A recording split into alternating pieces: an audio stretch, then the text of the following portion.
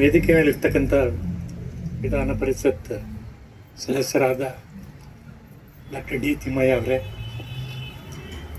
ಹುಣಸೂರು ನಗರಸಭೆಯ ಕೌನ್ಸಿಲರಾದಂಥ ಪೃಥ್ವಿ ಸತೀಶ್ ಅವರೇ, ಮಾಜಿ ಸದಸ್ಯರಾದಂಥ ಅಳಿನಮ್ಮ ಅವರೇ, ಕುಮಾರ್ ಅವರೇ, ಮತ್ತು ಎಲ್ಲ ನಮ್ಮ ಹಿರಿಯವರೇ ಮತ್ತು ಗ್ರಾಮಸ್ಥರೇ, ಇವತ್ತು ಸೇರಿರೋ ಉದ್ದೇಶ ನಿಮಗೆ ಈಗೆಲ್ಲ ಇವರೆಲ್ಲ ಹೇಳಿದ್ದಾರೆ.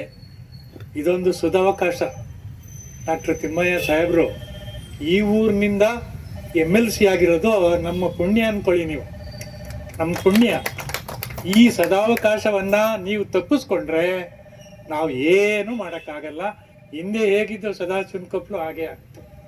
ಆದ್ದರಿಂದ ಇಷ್ಟು ದಿವಸ ನೀವು ನಿದ್ದೆ ಮಾಡಿಬಿಟ್ಟಿದ್ದೀರಿ. ಈಗಾಗಲೇ ಇನ್ಮೇಲಾದ್ರೂ ಒಬ್ರಿಗೊಬ್ಬರು ಬಾಂಧವ್ಯದಿಂದ, ಒಂದು ಸಹಕಾರದಿಂದ ಈ ಊರನ್ನು ಬೆಳೆಸಲಿಕ್ಕೆ ಇದೊಂದು ಅಡಿಪಾಯ ಅಂತ ನಾನು ಅನ್ನಿಸ್ತೀನಿ. ಈ ಜಾಗ, ಇದಕ್ಕೆ ಅನೇಕ ಜನ ಹೋರಾಟ ಮಾಡಿದ್ದಾರೆ. ಪಾಪ ಕುಮಾರ್ ಅವರು ಹೇಳ್ದಂಗೆ ಡಾಕ್ಟರ್ ಪುಟ್ಸಿದ್ದಯ್ಯ ಮತ್ತು ನಮ್ಮ ಯಲ್ಲಪ್ಪ ಭೂತಯ್ಯ ಅವರು, ಇವರೆಲ್ಲ ಸುಮಾರು ಜನ ಹಿರಿಯವರೆಲ್ಲ ಈ ಜಾಗ ಸದಾಶಿವನ ಕೊಪ್ಪಲಕ್ಕೆ ಸೇರಬೇಕು ಅಂತ ಒಂದು ಇದು ಮಾಡಿದ್ದಾರೆ. ಮೋರವರು ನಮ್ಮ ಊರಿನ ಬಗ್ಗೆ ಬೇರೆ ನಾಗರಿಕರು ಭಾರಿ ಒಲವಿದ್ದಾರೆ. ನಮ್ಮ ಊರಿನಲ್ಲಿ ಯಾವ ಒಂದು ದೊಡ್ಡ ಗಲಾಟೆ ಆಗಲಿ, ಕಮ್ಯುನಲ್ ಇದಾಗಲಿ, ಯಾವ ಒಂದು ಇದಾಗಿಲ್ಲ ಇಲ್ಲಿ. ಸದಾಶಿವನ ಕೊಪ್ಪಲು ಯಾವ ಅಹಿತಕರ ಘಟನೆ ನಡೆದಿಲ್ಲ ಇಲ್ಲಿ. ಅಂಥ ಬಾಂಧವ್ಯ ಸಾರ್ವಜನಿಕರಲ್ಲಿ ಚೆನ್ನಾಗಿ ಇಟ್ಕೊಂಡಿದ್ದಾರೆ. ಆದ್ದರಿಂದ ಆ ಬಾಂಧವ್ಯ ಉಳಿಸ್ಕೋಬೇಕು ಅಂದರೆ ನೀವು ಸದಾವಕಾಶವನ್ನು ಉಪಯೋಗಿಸ್ಕೊಂಡು ನೀವು ಬೆಳಿಬೇಕು ದಯವಿಟ್ಟು. ಅದರಿಂದ ಸಾಹೇಬರು ಬಂದಿದ್ದಾರೆ. ನಮ್ಮ ಭಿನ್ನವತ್ತಳಿಕೆ ಏನಿದೆ ಇದನ್ನ ಅವ್ರಿಗೆ ಅರ್ಪಿಸೋಣ. ಅವರು ಮನಸ್ಸು ಮಾಡಿ ದಯವಿಟ್ಟು ಈ ಜಾಗದ ಜೊತೆಗೆ, ಇದು ಆ್ಯಕ್ಚುಲಿ ಇದು ಹರಿಜನರ ಜಾಗ. ಇದು ಹರಿಜನರ ಜಾಗವನ್ನು ಬೇರೆಯವ್ರು ತಗೊಳಂಗಿಲ್ಲ. ಈಗಲೂ ಕಾನೂನಿದೆ, ಹರಿಜನರ ಜಾಗವನ್ನು ಬೇರೆಯವ್ರು ತಗೊಂಡ್ರೆ ಯಾವುದೇ ಟೈಮಲ್ಲೂ ಬಿಟ್ಕೊಡ್ಬೇಕು ಅವರು. ಆದರೆ ನಮ್ಮ ಎಲ್ಲ ತಗೊಂಡು ಆಗ್ಬಿಟ್ಟಿದೆ, ನಾವು ಯಾರಿಗೂ ತೊಂದರೆ ಕೊಡೋದು ಬೇಡ. ಅವರು ನಮ್ಮಂಗೆ ಮನುಷ್ಯರೇ. ಆದರೆ ನಮಗೆ ಏನು ಬರಬೇಕೋ, ನಮಗೆ ಏನು ಸವಲತ್ತು ಸಿಗಬೇಕೋ ಅದನ್ನು ನಾವು ಪಡೀಲೇಬೇಕು. ಪಡೆದೇ ಇಲ್ಲಿ ಒಂದು ಸಮುದಾಯ ಭವನ ಆದರೆ ಎಲ್ಲ ಇದಕ್ಕೂ ಅನುಕೂಲ ಆಗುತ್ತೆ. ನಮ್ಮ ಊರಿನವ್ರಿಗಾಗುತ್ತೆ, ಒಂದು ಯಾವುದೇ ಇದಾದರೂ ಆಗುತ್ತೆ. ಮೋರವರ್ ಏನಾಗಿದೆ, ನಮ್ಮ ಊರಿನಲ್ಲಿ ಒಬ್ಬರು ವಿದ್ಯಾವಂತರಿಲ್ಲ. ಈಗ ವಿದ್ಯಾವಂತರು ಇಲ್ಲ, ಕೆಲಸದಲ್ಲಿರೋರೆಲ್ಲ ರಿಟೈರ್ ಆಗಿಬಿಟ್ಟಿದ್ದಾರೆ. ಈಗ ಯಾರು ಪಳೆಯೊಳಗೇನೆ ಇಲ್ಲಕ್ಕೆ ಇಲ್ಲ, ಹಂಗಾಗ್ಬಿಟ್ಟಿದೆ. ಎಚ್ಚೆತ್ತು ದಯವಿಟ್ಟು ಮಕ್ಕಳನ್ನು ಓದಿಸೋಕ್ಕೆ ಅವಕಾಶ ಮಾಡಿಕೊಡಿ, ನಾಗರಿಕರಾಗ ಮಾಡಿ. ಮುಂದೆ ಸಮಾಜದಲ್ಲಿ ನಿಮಗೆ ಈಗ ಸಾಹೇಬರು ಮುನಿಯಪ್ಪ ಅವ್ರ ಜೊತೆಲೆಲ್ಲ ಹೋರಾಡಿ ಈಗ ಒಳ ಮೀಸಲಾತಿ ಜಾರಿಯಾಗಿದೆ. ನಮಗೆ ಎಷ್ಟು ಹೋರಾಡಿದ್ದಾರೆ ಇದಕ್ಕೆ ಅಂದರೆ ಅಷ್ಟಿಷ್ಟಲ್ಲ, ಅಷ್ಟು ಹೋರಾಡಿ ಮುನಿಯಪ್ಪ ಸಾಹೇಬರು, ಆಂಜನೇಯ ಸಾಹೇಬರು, ನಮ್ಮ ಸಾಹೇಬರು ಎಲ್ಲ ಹೋರಾಡಿ ಹಗಲು ರಾತ್ರಿ ಮುಖ್ಯಮಂತ್ರಿಗಳಿಗೆ ಕನ್ವಿನ್ಸ್ ಮಾಡಿ ನಮಗೆ ಈ ಸವಲತ್ತು ಸಿಗಲೇಬೇಕು. ಯಾಕೆಂದರೆ ನಾವು ಹಿಂದುಳಿದಿದ್ವಿ ತುಂಬ ಅಂತ ಎಲ್ಲ ಮನವರಿಕೆ ಮಾಡಿದರೆ ಇದೊಂದು ಮುಂದೆ ಈಗಾಗಲೇ ಎಜುಕೇಷನ್ಗೆ ಆಗಲಿ, ಏನೇ ಕೆಲಸಕ್ಕಾಗಲಿ ನಿಮಗೆ ಅನುಕೂಲ ಆಗುತ್ತೆ. ಆದ್ದರಿಂದ ಹೆಚ್ಚೆಚ್ಚು ಮಕ್ಕಳನ್ನು ಓದಿಸ್ಲಿಕ್ಕೆ ಅವಕಾಶ ಮಾಡಿಕೊಡಿ, ಸವಲತ್ತನ್ನು ಯೂಸ್ ಮಾಡ್ಕೊಳ್ಳಿ. ನಾವೇ ಹೋಗದೆ ಇದ್ರೆ ಸಾಹೇಬ್ರು ಏನೂ ಮಾಡೋಕ್ಕಾಗೋದಿಲ್ಲ. ಹೋಗಿ ಸಾಹೇಬ್ರ ಹತ್ರ, ಸರ್ ಈಗ ಡಾಕ್ಟ್ರ್ ಹತ್ರ ಹುಷಾರಿಲ್ಲ ಅಂತ ಹೇಳ್ಕೊಂಡ್ರೆ ತಾನೇ ಅವ್ರು ಮದ್ದು ಕೊಡೋದು. ನಾವು ಏನು ಹೇಳ್ಕೊಳ್ತಾ ಇದ್ರೆ ಏನು ಮಾಡ್ತಾರೆ ಸಾಹೇಬ್ರು? ಏನು ಮಾಡ್ತಾರೆ? ಸದಾಶಿವನ ಕೊಪ್ಪಳವರು ಬಂದು ಏನಾರು ಒಂದು ಲೆಟರ್ ಕೊಟ್ಟಿದ್ದಾರೆ, ಇದುವರೆಗೆ ಯಾವ ಒಂದು ಅರ್ಜಿ ಕೊಟ್ಟಿಲ್ಲ. ನಮ್ಮ ಇದು ಇಲ್ಲಿ ಸಮುದಾಯ ಆಗಬೇಕು.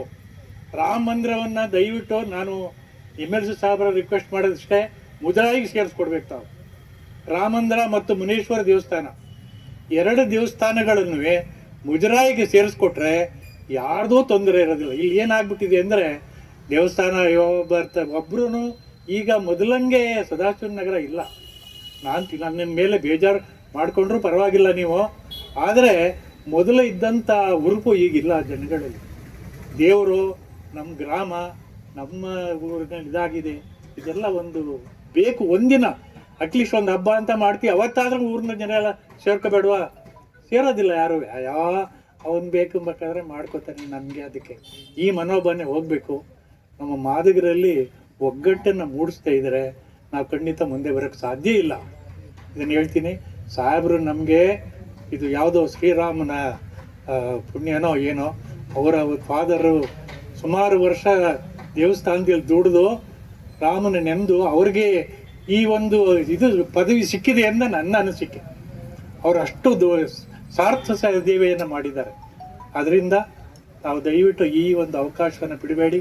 ಸಾಹೇಬರು ನಮಗೆ ಮ್ಯಾಕ್ಸಿಮಮ್ ಅನುಕೂಲ ಮಾಡಿಕೊಡ್ಬೇಕು. ತಮ್ಮ ಅವಧಿನಲ್ಲಿ ಎಲ್ಲ ವಿದ್ಯೆಯಲ್ಲೂ ಅನುಕೂಲ ಮಾಡಿಕೊಡ್ಬೇಕು. ತಾವು ಬರೀ ಸಮುದಾಯ ಭವನ ಇದೆ ಅಂತೆ ಅಲ್ಲ, ಯಾವುದು ಸವಲತ್ತು ಇದೆಯೋ ನಾವು ಹೋಗಿ ಕೇಳಬೇಕು ಅವ್ರನ್ನ, ಸ್ವಾಮಿ ಹಿಂಗೆ ಬಂದಿದೆಯಾ ಅಂತಲ್ಲ ಸರ್ಕಾರದಲ್ಲಿ, ಇದನ್ನು ಇಂಪ್ಲಿಮೆಂಟ್ ಮಾಡಿಸ್ಕೊಡಿ ಅಂತ ನೀವು ಕೇಳಿದ್ರೆ ಮತ್ತೆ ಅರ್ಜಿ ಕೊಟ್ಟರೆ, ಯಾರಾದರೂ ಒಬ್ಬರಾರು ಅರ್ಜಿ ಕೊಟ್ಟಿದ್ರೆ ನಮ್ಮೂರಿಂದ, ನಾನೊಂದು 100 ಸಾರಿ ಸಾಹೇಬ್ರ ಹತ್ರ ರಿಕ್ವೆಸ್ಟ್ ಮಾಡ್ತಾ ಇದ್ದೆ, ಸರ್ ನಮ್ಮ ದೇವಸ್ಥಾನನ ಮುಜರಾಯಿಗೆ ಸೇರಿಸ್ಕೊಟ್ಬಿಡಿ, ಮುನೇಶ್ವರ ದೇವಸ್ಥಾನ ಮುಜರಾಯಿಗೆ ಸೇರಿಸ್ಕೊಟ್ಬಿಡಿ, ನೀವು ಇರುವಾಗಲೇ ಆಗ್ಬೇಕು ಸರ್, ಇಲ್ಲದೇ ಇದ್ರೆ ಖಂಡಿತ ಯಾರೂ ಸೇರ್ಸೋಕ್ಕಾಗೋದಿಲ್ಲ. ಸಾಹೇಬ್ರಿಗೆ ಎಲ್ಲ ಸಚಿವ ಸಂಪುಟ ಭಾರಿ ಅನ್ಯೋನ್ಯತೆಯಿಂದ ಇದ್ದಾರೆ, ಭಾರಿ ಪ್ರೀತಿಯನ್ನು ಗಳಿಸಿದ್ದಾರೆ. ಈ ಸಚಿವ ಸಂಪುಟದಲ್ಲಿ ಡಾಕ್ಟರ್ ತಿಮ್ಮಯ್ಯ ಸಾಹೇಬರು ಪಡೆದಿರ್ತಕ್ಕಂಥ ಒಂದು ಇದನ್ನ ಯಾರೂ ಇದುವರೆಗೆ ನಮ್ಮ ಜನಾಂಗದಲ್ಲಿ ಪಡೆದಿಲ್ಲ. ನಾನು ಹೇಳಬಲ್ಲ ಗಂಟಾಗೋಸ್ಕರ ಅಷ್ಟು ಅನುಬಂಧ ಇದೆ, ಅಷ್ಟು ಸಂಬಂಧವನ್ನು ಬೆಳೆಸ್ಕೊಂಡಿದ್ದಾರೆ ಇವರು. ಯಾರ ಹತ್ರನೂ ನಮ್ಮ ಕೆಲಸ ಆಗಬೇಕು ಅಂದರೆ ಅವರು ಡಾಕ್ಟರ್ ತಿಮ್ಮಯ್ಯನವ್ರದ ಇಮಿಡಿಯೇಟು ಆಯ್ತಪ್ಪ ಮಾಡೋಣ ಅಂತ ಹೇಳ್ತಾರೆ. ಈ ಸವಲತ್ತನ್ನ ನಾವು ಯೂಸ್ಕೊಳ್ದೇ ಇದ್ದರೆ, ನಾವು ಪಡ್ಕೊಳ್ದೇ ಇದ್ದರೆ ನಾವು ಖಂಡಿತ ನಾವು ಮುಂದೆ ಬರೋಕ್ಕೆ ಸಾಧ್ಯ ಇಲ್ಲ. ಇದೊಂದು ಅವಕಾಶ, ಇನ್ನೂ 3 ವರ್ಷ ಟೈಮ್ ಐತೆ. ಏನೇನು ಬೇಕು ನಮ್ಮ ಗ್ರಾಮಕ್ಕೆ ಇದನ್ನು ಮಾಡಿಕೊಡ್ಬೇಕು. ಆಮೇಲೆ ಇದೊಂದಕ್ಕೆ ಸಮುದಾಯ ಭವನಕ್ಕೆ ಇದು ಏನು ಸರ್ಕಾರ ಏನು ಕೊಡುತ್ತೋ ಅದರಿಂದ ಹೆಚ್ಚಿನ ಇದನ್ನು ಅನುದಾನವನ್ನು ಕೊಡಿಸಿ ಇಲ್ಲಿ ಒಂದು ದೊಡ್ಡ ಇದಾಗಬೇಕು ಅಂತ ನಮ್ಮ ಆಸೆ. ಆಗಬೇಕು. ಹರಳೆಯ ಮಠದ ಇದನ್ನು ಬೇಕಾದ್ರೆ ಇಲ್ಲೇ ನಡೆಸ್ಬೋದು. ಅದು ದೊಡ್ಡ ಈ ಪೀಠ. ಇಲ್ಲಿ ಬಾಕಿ ಇದನ್ನೆಲ್ಲ ವ್ಯವಹಾರಗಳನ್ನು ಆ ಮಠದ ಹೆಸರಿನಲ್ಲಿ ನಡೆಸ್ಬೋದು. ದೊಡ್ಡ ಮಠ ಆಗಬೇಕು, ದೊಡ್ಡ ಸಮುದಾಯ ಭವನ ಆದರೆ ನಮಗೆಲ್ಲ ಅನುಕೂಲ ಆಗುತ್ತೆ.